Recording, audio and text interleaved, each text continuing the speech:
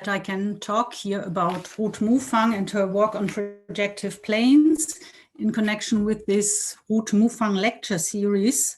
And yes, as I have really close connection to Moufang because I wrote my diploma thesis on Moufang planes. So this is one of my research topics also in mathematics.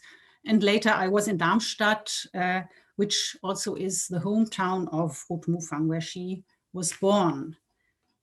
As you probably all know, Ruth Moufang, here you see a picture of her as a young woman, was the first female professor of mathematics in Germany.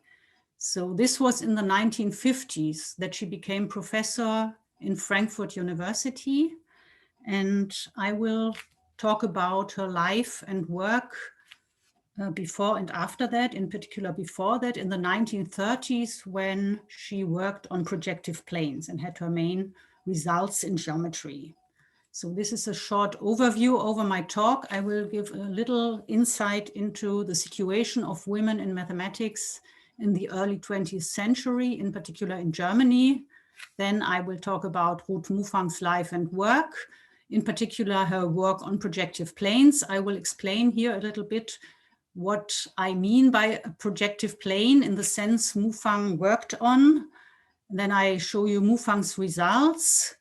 And then I turn back to Moufang's life, her mathematical life, her habilitation in the 1930s and a certain career break that she had at that time. And later she came to Frankfurt as a professor in the 50s. And I will end my talk with some words I want to say, some phrases connected with Moufang's name today in mathematics. At the beginning of the 20th century, this was the time in Germany and also many other places in the world where women gained access to universities. In Germany, as it is now, it was also then divided in different states where the university systems were not all completely equal. And in 1909, the state of Mecklenburg was the last state who allowed women to enter universities. So from 1909 in all of Germany, women could study at universities.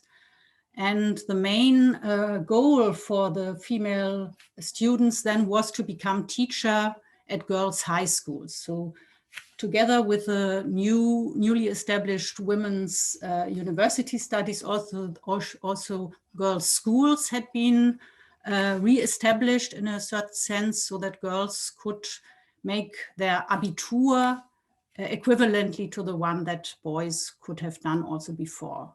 So the girls' high schools were places where women, female teachers could find jobs, and many of the female students wanted to become teacher at such a girls' high school. And among the subjects they studied, mathematics was chosen disproportionately often. So a big proportion of the women who studied any subject chose mathematics as one of their subjects. So it was not so rare that mathematics was chosen. And if we come to women who made doctorates in mathematics, this was in Germany already. There were some women before 1900 who made their doctorate in mathematics. These were mainly women from abroad. The first one was Sofia Kovalevskaya. She had an extraordinary way how she came to study mathematics and later even became professor in Stockholm, the first female mathematics professor. And later, this was in the 1890s, for example, Grace Chisholm and Mary Frances Winston and others from England and from the US came to Germany, mainly to Göttingen, to make their PhD in mathematics. So these women had already studied mathematics in their home countries and then were allowed to enter Göttingen University with an exceptional permission to visit the lectures of David Hilbert and Felix Klein, for example, and they made their PhD in Germany. And they showed the German professors that it was possible for women to study mathematics and to be successful and good mathematicians. And they were there before the German women had the possibility to regularly study in universities. One of the first German women who made a PhD in mathematics was Emmy Noether. This was in 1907. She made her PhD in Erlangen in Bavaria, where at that time university studies for women were already allowed. So it was a regular study that she took. Later, as you might know, Emmy Noether went to Göttingen and made her habilitation. This is also, I could tell a long story about it, but this is not my topic today. She made finally her habilitation in 1919 and was by this the second woman in Germany who made a habilitation and the first woman in mathematics who made a habilitation in Germany. And Emmy Noether also is sometimes called a first professor in mathematics, the first female professor, but she only had an unpaid extraordinary professorship. So she had the title of a professor, but not any salary for this title. So she was not really a professor. And many, many years later, decades later, in the 1950s, Ruth Moufang was the first real professor, also the first full professor of mathematics in Germany. Yeah, and here is the first years of the life of Ruth Moufang. She was born in Darmstadt in 1905. Later, the family lived in Bad Kreuznach, where she also went to school. And her math teacher in school, at least for a certain time, was a mathematician, Wilhelm Schwan, who also made a PhD in mathematics in Frankfurt. He worked on geometry, he made research in geometry, and also published a textbook on geometry, which I will show you on the next slide. So he was the one where Ruth Moufang, as a schoolgirl, got in contact with research in geometry. And in 1924, she made her Abitur as one of the first girls in Bad Kreuznach. And then she went to Frankfurt to study mathematics and physics. And as I said before, also she had the wish to become a teacher of mathematics and physics. And she made her Staatsexamen, the secondary teacher's exam, in 1929. But she loved research and also published then 1 year later a PhD thesis and stayed at university. But before I say something about this, I will show you this book by Wilhelm Schwan. Here I have a picture of one of the first pages, Elementare Geometrie, so elementary geometry, published in 1929.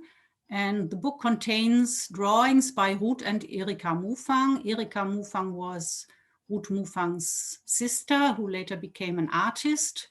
And here in the German text, you can read 324 Textfiguren von Ruth und Erika Moufang. So the figures in the text were drawn by Ruth and Erika Moufang. You also see here Wilhelm Schwan at that time was teacher in Düsseldorf. So he did not have any position at the universities, but remained teacher in schools. First in Bad Kreuznach, later in Düsseldorf. And this is called the first volume, The Plane. But as far as I know, a second volume never appeared of this book. And here I have a picture somewhere inside the book, one of these more than 300 drawings. So most of the drawings are triangles and elementary geometric figures, but also some of figures like these are in the book. And this is, as far as I remember, the entering page of the chapter on affine things.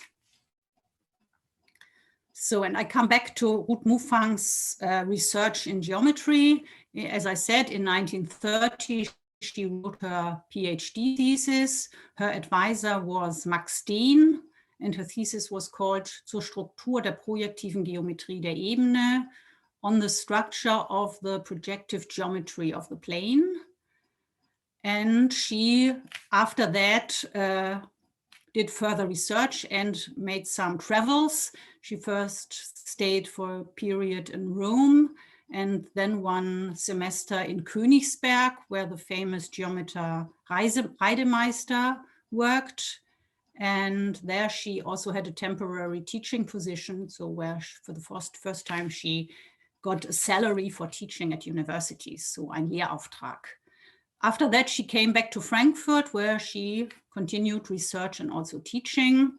And in this time, from 31 to 37, she published 7 papers on plane projective geometry. And I will tell you a little bit more on the next slides. And people called this the most important results in plane projective geometry since Hilbert 1899. Hilbert 1899 is Hilbert's book, Grundlagen der Geometrie, so on the foundations of geometry.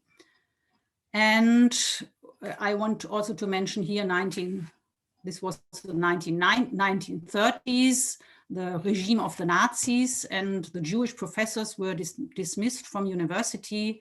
Among them also Dean, Ruth Moufang's advisor, and he later emigrated to the US. And here now I have some information about Moufang's work on plane projective geometry, so on projective planes, on what is today called Moufang planes.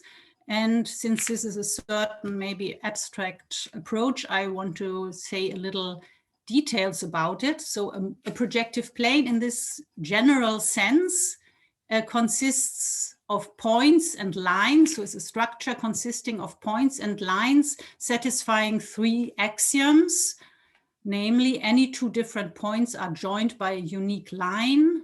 Any 2 different lines meet in a unique point.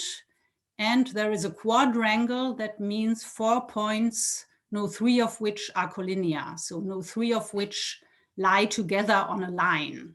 And here I have a picture. I have to move my mouse here a little bit. I have a picture of the smallest projective plane, the so-called Fano plane or 7-point plane, to give you an impression how such a projective plane may look like. So, of course, also the classical real projective plane is a projective plane in this sense, but also finite projective planes exist. Here we have 7 points, as you see, but also 7 lines, because also the black circle is seen as a line. So each line contains 3 points, and all these 3 axioms are satisfied. For example, there is a quadrangle. As a quadrangle, one may take the 3 vertices here of the big triangle and the point in the middle. These 4 points form a quadrangle. No 3 of them are on a line. And we will, in the next slides, need the so-called, or what I call the anti-Fano condition. Some people call this Fano condition, so this is not clear in the community what is the right word. I call this the anti-Fano condition, namely that no quadrangle has collinear diagonal points. And Moufang used this implicitly in her work.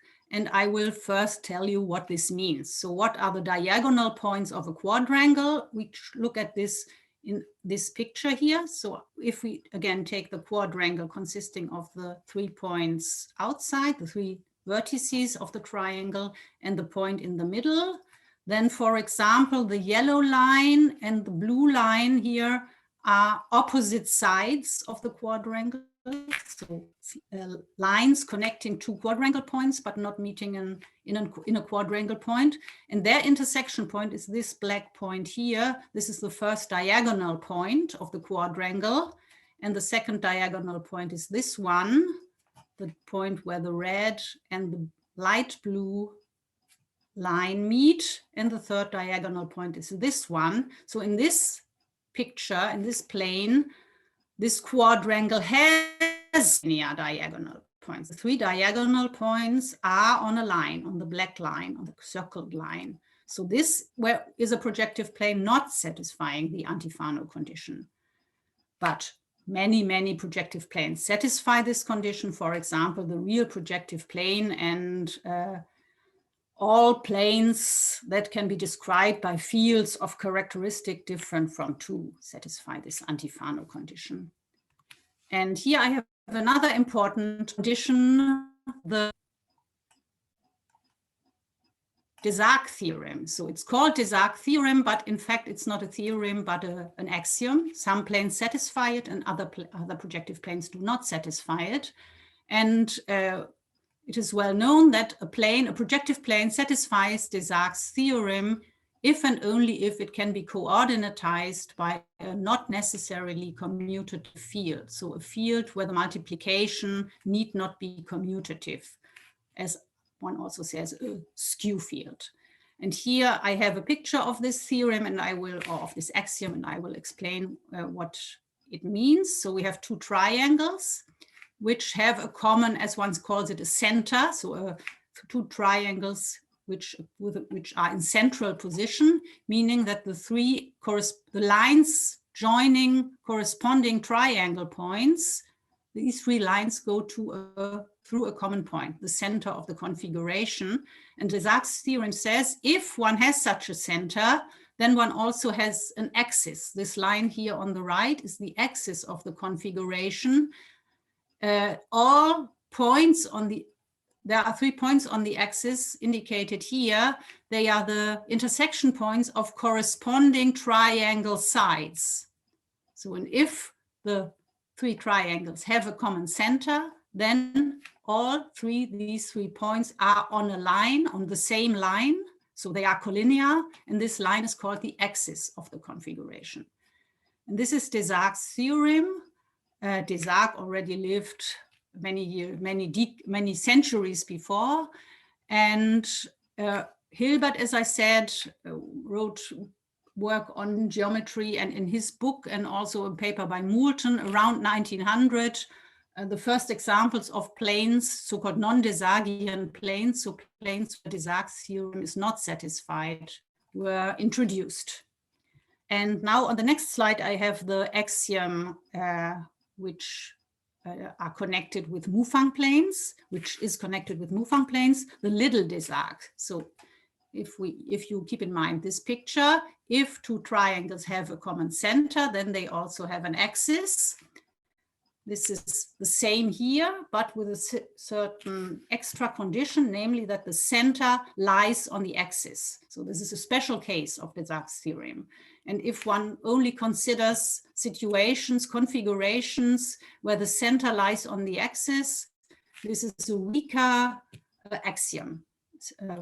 Or if one considers planes only satisfying the little Desargues theorem, it is clear that when the plane satisfies the full Desargues theorem, and this is a special case, so it also satisfies the little Desargues theorem, but the contrary is not true, as we will see in a minute. And the planes satisfying the little Desargues theorem today are called Moufang planes.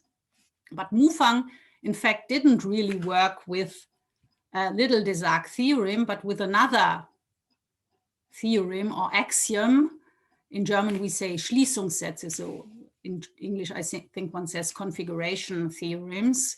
This is the theorem of the complete quadrilateral, sometimes also called the theorem of the uniqueness of the fourth harmonic point. And I will explain also this. We have 3 points, A, B, and C on a line, so 3 collinear points. And we need a certain quadrangle, which in this context is called quadrilateral. And I will explain it later. And from this quadrilateral, we get a 4th point on the line, the point D, which is called the fourth harmonic point with respect to A, B, and C. And the theorem, or this axiom, holds if, independent of the choice of the points P and Q, one always gets the same fourth harmonic point D. And now I want to explain a little more how one constructs this point D. So given A, B, and C, we first choose any line through A, which is not the line AB. And on this line, we choose 2 points P and Q. Then the next step is we join P and Q with the point B. And we join the point Q with the point C. And from this, we get a point here. I hope you can see it. This is the point I would like to call S. PQRS would be the quadrangle. And now we have this point S and join S with the point A. And by this get this fourth quadrangle point here, the point R. And now joining R and P gives the point D. And if this would be the same D, if we have chosen another line here, another line through A and other points P and Q, and if we would get to the same point D here, then the theorem of the complete quadrilateral is satisfied.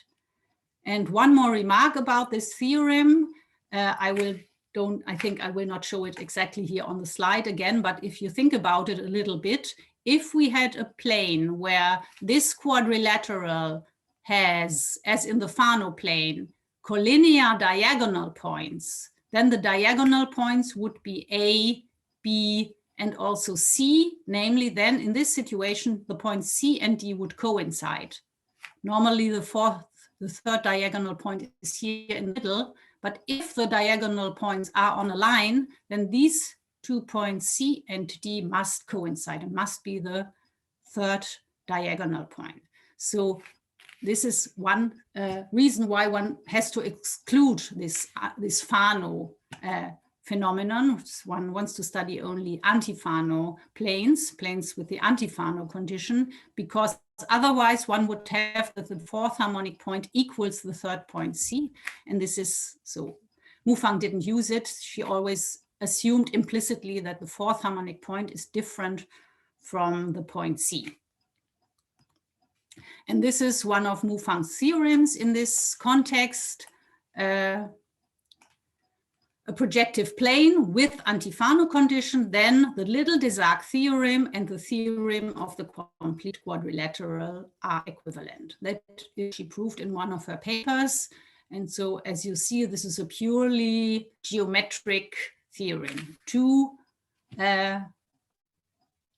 certain geometric configurations, the fact that both axioms, one axiom holds implies the truth of the other and vice versa. And the next theorem by Moufang connects geometry with algebra.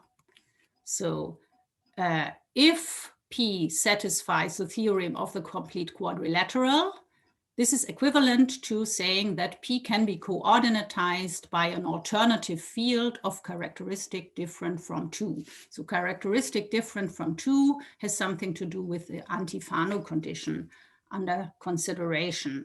And an alternative field is a field which is not really a field, but is not commutative, as one can show, but also not associative, but only satisfies these two laws instead of the associative law. So a weakened version of associativity where 2 of the 3 ingredients are the same. And alternative fields had been studied just before 1933. In 1931, Max Zorn made his PhD in Hamburg and wrote about alternative fields and alternative rings.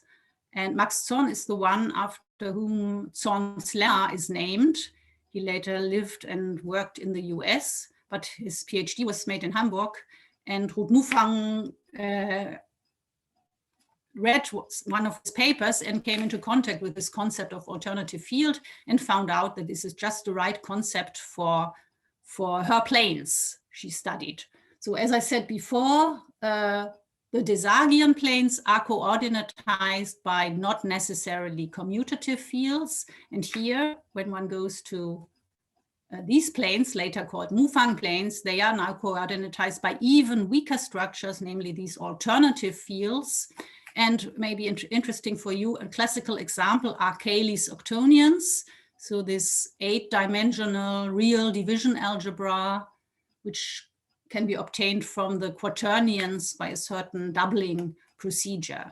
And maybe also interesting, every not associative alternative field is like the octonions. So is an octonian division algebra over a suitable ground field.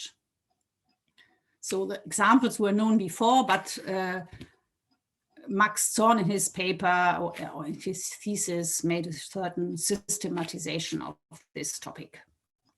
So, and now on the next slide, I have the today definition of Moufang planes, and not Moufang only worked on planes with the Antifano condition, but it became clear later that one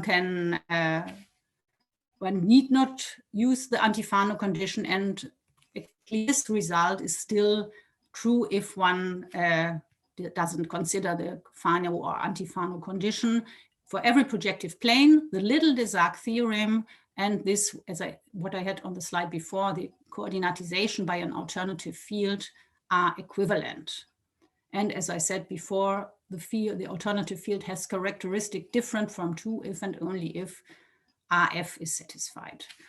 And these planes today are called Moufang planes. And I think it's clear, Moufang really worked a lot about it, and it is a good idea to give these planes the name Moufang plane. And now I want to come back to Moufang's life and Moufang's work. I said these results were done in the 1930s. She published 7 papers on plane projective geometry, more or less in this area, as I told in the last slides. And then she made her habilitation in Frankfurt. And this is a point where later she left university.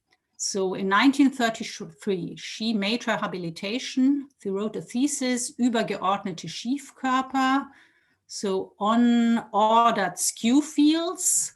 As I said before, skew fields are important in projective planes, so it's seemingly algebraic thesis, but with strong connections to geometric questions. And by this, she was the 3rd woman in Germany to habilitate in mathematics after Emmy Noether, and Hilda Geiringer was the 2nd. She made her habilitation in the 1920s in Berlin in applied mathematics. She originally came from Austria.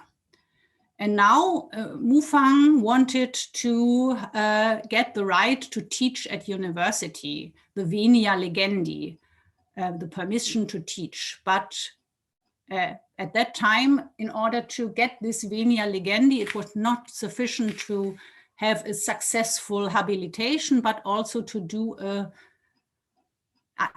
öffentliche Lehrprobe. I called it a necessary public lecture here. So she had to do such a lecture as a kind of exam, but she was not allowed to do this exam. So she had to write a letter and ask for the permission to do this public lecture, but it was refused. The Nazi minister in Berlin, the Minister of Education, answered that she was not allowed to do this lecture, and she even wrote one more letter, and some important people in Frankfurt also tried to help her, but it was not allowed.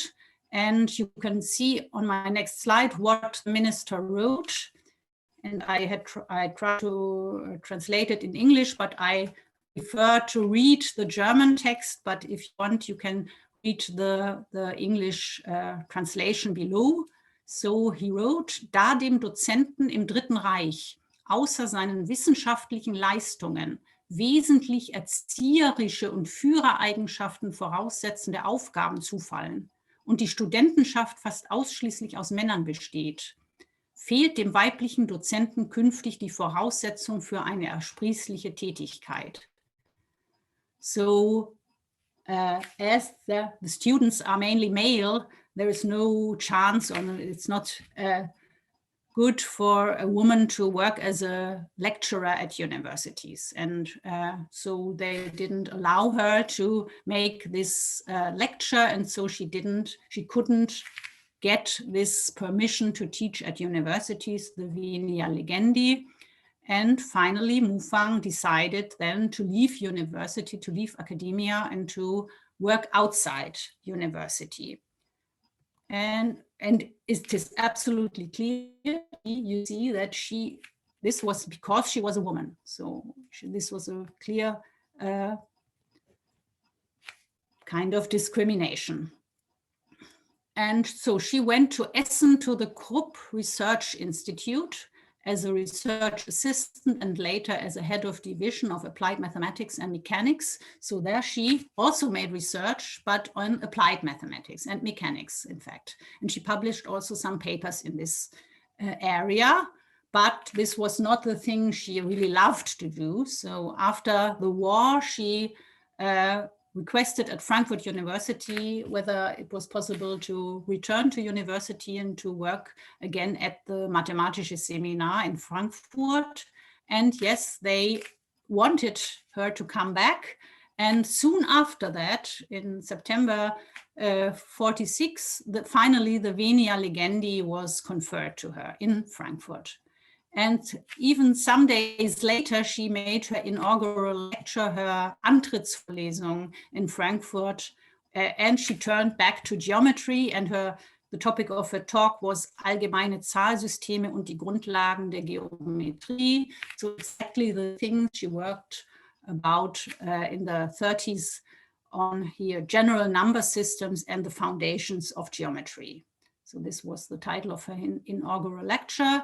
And from that time on, she always stayed in Frankfurt and there worked at the Mathematische Seminar in different kinds of positions. Here a picture of her maybe in the 50s or 60s as a lecturer. So Lehrbeauftragte was the first position she had, or salary as a unpermanent position. She got the title außerplanmäßiger Professor, similarly to the title Emmy Noether had in the 20s. But finally in the 1950s, in 51, she became, in German, außerordentlicher Professor. All these titles were in the male form then. Extraordinary professor or kind of associate professor. And in 57, she became full professor in Frankfurt University. And with that, she was the first female professor of mathematics in Germany. But she did not do any research anymore, not real own research. So maybe, as you see below here, she had kind of lots of students, diploma students, and also PhD students. And she, together with them, she made certain research, but she didn't publish any research paper anymore. But she was very active in teaching. She made very many seminars and also other kind of teaching, of course. And she, as I've written here, she supervised diploma students and also PhD students, among them also 2 women. And in 1970, she retired. And in 1977, she died also in Frankfurt. So she stayed in Frankfurt for the rest of her life. And here I have some statements about what was special about her as a woman in mathematics. As I said before, it is absolutely clear she experienced discrimination because she was a woman. She did not get the Venia Legendi because she was a woman. And this was the reason why she, which is written below here, she didn't make any further research on geometry. So if this would not have happened, then maybe she had had more and more results in geometry, but this was interrupted, this research in this area. And the other 2 points here is what people told about her. So in fact, I did not do so much research on Moufang's life. This was Irene Pieper-Seyer, my colleague from Oldenburg, who started to work out the biography of Moufang, and she also talked to people in Frankfurt who knew her personally and about how she acted in the 60s and 70s. And they told her that Moufang really also years and decades later felt hurt because of this discrimination she experienced in the 30s. And because of this was always very sensitive against discrimination and didn't encourage other women to start a career in academia. So she had female students, as I said, but she didn't support them to stay in academia. She always did not feel fully accepted as a woman in this world of academia. This is what people told Irene Pieper-Seyer in the course of her research about Moufang, people who knew Moufang personally. And this is my last slide on Moufang's traces in mathematics. So the name Moufang is connected, of course, with Moufang planes. In the 1950s, this term was first used. I don't know exactly where, but at least in Picard's book on projective planes, it was already used, this word. Then there is much more general, the Moufang condition. So this is another version of the equivalent things I said before that are valid in Moufang planes. There's also another thing in Moufang planes which characterizes Moufang planes, which is more group theoretic about the automorphism group of Moufang planes. And this condition can be generalized to other geometric structures, for example, to generalized polygons, or even more general to so-called TITS buildings. And there people study the buildings with Moufang condition, for example. And today, people working in this area would call such geometries that satisfy the Moufang condition classical. So these are today well understood. And as with Moufang planes, we have these alternative fields. Also with these wider classes of geometry, we have certain kind of classical coordinatizing structures. And well, the point where one makes research today are mostly the non-classical examples, so geometries without the Moufang condition. And also in algebra, people use the name Moufang. Moufang identities are certain algebraic identities valid, for example, in alternative fields. And Moufang loop is the multiplicative structure of an alternative field. So this is not a group because it's not associative, but a little bit weaker, and such weaker structures are called loop. And if such a loop satisfies certain algebraic conditions, then people call it a Moufang loop. So also in algebra, Moufang's name has left its traces. Yeah, and that's all I wanted to tell you about Moufang. And I thank you very much for your attention.